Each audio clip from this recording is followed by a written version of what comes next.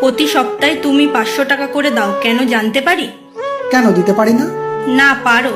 টাকাগুলো আমার কাছে রয়েছে, যখন লাগবে বলবে, আমি দিয়ে দেব। আমি ওটা তোমায় খরচা করার জন্য দিয়েছি, জমিয়ে রাখার জন্য না, বা আমাকে ফেরত দেওয়ার জন্য না। তুমি এই বাড়িতে এসছো, তোমার দায়িত্ব আমার উপরে। এই বাড়িতে এসছো, বাড়ির কাজগুলো তুমি করো, আমার দেখাশোনা করো।